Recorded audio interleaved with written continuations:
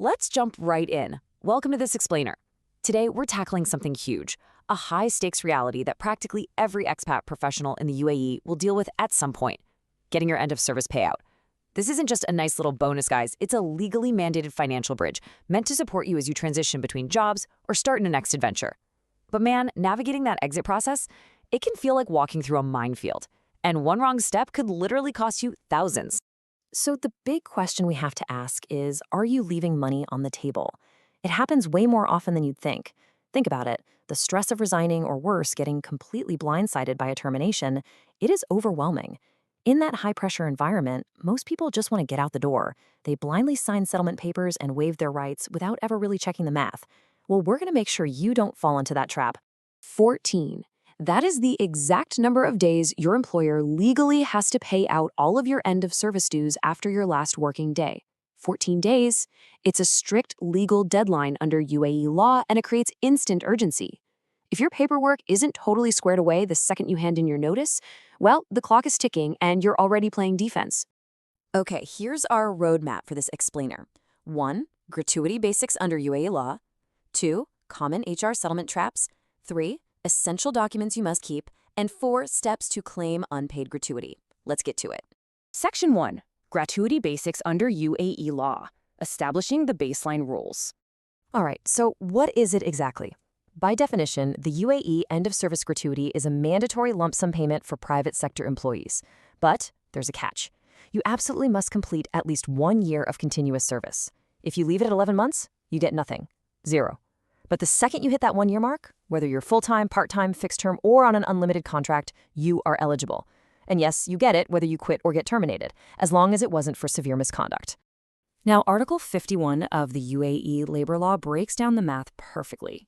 For your first 1 to 5 years on the job, you accrue 21 days of basic salary for each year. Pretty straightforward, right? But if you stick around longer than 5 years, your loyalty pays off. Every year beyond that 5-year mark earns you 30 days of basic salary per year.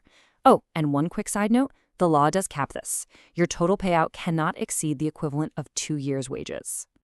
Now, pay close attention to this part because it is the single biggest stumbling block.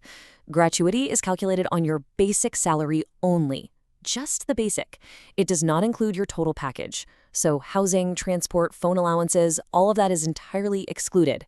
This is exactly where employees and employers usually start fighting, because if you don't know what your strict basic salary is, you literally can't verify if HR's math is correct. Moving on to Section 2, Common HR Settlement Traps, identifying pressure points during your exit. Okay, picture this. It's your last week, and HR slides a piece of paper across the desk saying, hey, just sign this full and final settlement waiver right now and we'll process your payment today. Sounds incredibly tempting, doesn't it? But here is your reality. The second you sign that broad waiver, you might be giving up unpaid salary, your leftover leave days, and the right to ever dispute a lowball gratuity calculation. Never, ever sign a full and final waiver without demanding a written breakdown of the basic wage and the exact service period they're using.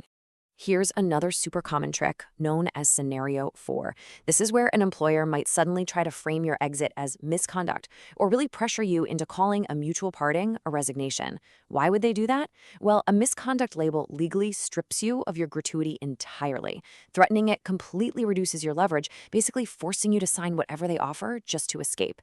Please, don't let them manipulate the narrative. Keep all your communications written, date-stamped, and absolutely save any emails that show them suddenly changing their tune.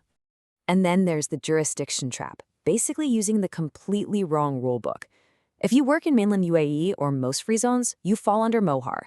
But if your contract is in the DIFC, end-of-service gratuity was actually replaced by a savings scheme called dues back in 2020.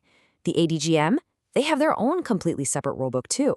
So if you try to use a standard MOHAR calculator for a DIFC contract, your numbers are going to be completely off. Always, always confirm your jurisdiction first.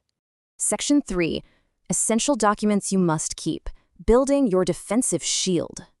Listen to this golden rule and let it really sink in. Gratuity disputes are rarely decided by emotion, they're decided by documentation. If you walk into a labor dispute with nothing but a gut feeling that you were underpaid, you are going to lose. Period. Keeping your own pristine personal records is your absolute trump card. So what exactly do you need to build this defensive shield? Here is your definitive evidence checklist. You need your employment contract and any amendments. You need your pay slips, specifically to prove that basic salary we just talked about. Bank statements or wage protection system confirmations. You absolutely need concrete proof of your exact start and end dates. And finally, a complete paper trail of your exit, resignation letters, settlement drafts, and HR emails. If you have this stack of papers, you are practically bulletproof.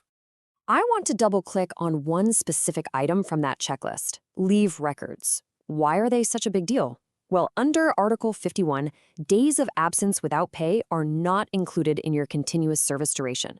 So if you took an unpaid month off for a family emergency, that month legally gets deducted from your gratuity. Fair enough. But sometimes HR mistakenly deducts paid sick leave or paid annual leave. Keeping your own tracker of approved unpaid leave versus paid leave is absolutely critical to stop those unfair deductions in their tracks. Section 4. Steps to claim unpaid gratuity, launching the counterattack. Okay, so what if they just flat out refuse to pay? Escalating a dispute isn't chaos, it's actually a highly structured process. Step 1, you send a formal written demand to your employer with your exact math and dates. If they ignore it, you move to Step 2, file a formal complaint with more. Step 3 is preparing that exact evidence checklist we just built. Step 4 is mediation. More will try to settle it, and if they can't, they issue a referral straight to the UAE Labor Court. And finally, Step 5, for super complex disagreements over deductions, you really need to consider hiring a UAE labor lawyer.